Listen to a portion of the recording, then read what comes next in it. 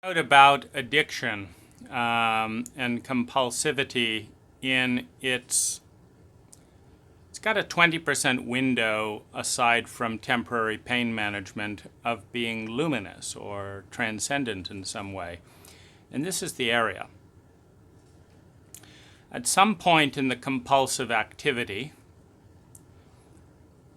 particularly if it's a substance like eating or alcohol or smoking, it will take you down into the regressed area of the body that contains the trauma that you're medicating with the addiction. The positive thread that is possible here is that if you will associate and feel the misery while not fully losing touch with the part of you that is normally dissociated from that misery, you can mediate an exchange in a liminal space, asking for help, asking for guidance, asking for love, consciously using discipline to bring those parts together, taking that wounded, misshapen, hurt and battered part of the psyche and saying, I'm here, I've joined you here. Through this addiction, I've come to be with you. And I'm not going to let you go. I'm not going to go all the way into abandonment. I'm going to be here with you, and together I will remember you as I come out of this. I will respond to you. I will learn about the pain that I need to use some discipline to respond to once I'm out of the dumps, once I'm out of the pit, so to speak.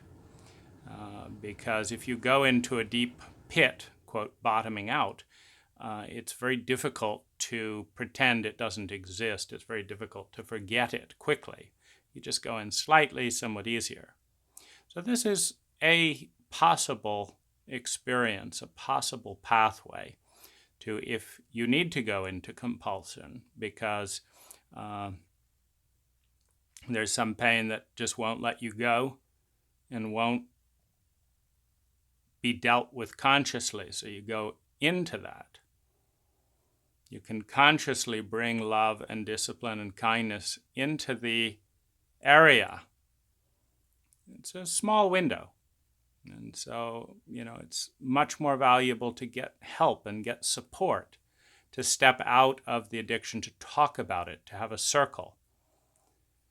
But if you don't have that support, if you are alone in the small places of the psyche, that desperately need comfort and medication of a nature you don't know how to consciously provide. And play with this area of asking love and help to come here and bringing the pain back into the normal conscious state, once you're done with the sugar high, once you're done with the workaholism, with the, frenetic porn, whatever it is, to come back and relate to that part with compassion and with dignity, to remember that there's a part that was shoved into deep pain by our culture, that was abandoned there and shamed by our culture, and that you're seeking help to fish those corpses out, to bury them with dignity, to let them come alive, to let them cough up the syrup that was shoved down their throats and breathe again. Because the soul never dies. It can be suffocated, it can be tormented, mutilated, drowned, but it comes back to life. Like the earth, no matter how much it is violated with bombs and missiles and fire, it comes back to life. It is the nature of the soul to grow and return. And as soon as there's a safe place for us to stop colluding with the abuse cycle and nurture that process, she returns, she comes back. And she needs to come back with honor and dignity. Because it wasn't her or her fault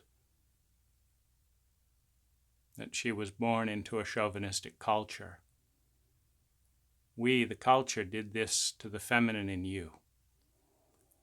As the feminine arises again with beauty and dignity, we can find a light And ultimately, the path away from addiction is someone who will fight the addiction, fight the culture, fight the abuser with whatever force is necessary to protect that sacred feminine without violating the sacred feminine in the enemy. Because the sacred feminine is not the enemy in any abuser. The abuser has first massacred, shamed, and bound up and gagged the feminine in themselves, man or woman. And only then is ripe and ready to externalize the crime that was demanded of them by an abusive, shaming culture. No baby is born violating the feminine. A baby is born in the wholeness of life, seeking to come outwards into a dance of masculine and feminine energy, in harmony and beauty and wonder. And it is only the ignorance, the shame, the despair of our culture that turns those individuals in on themselves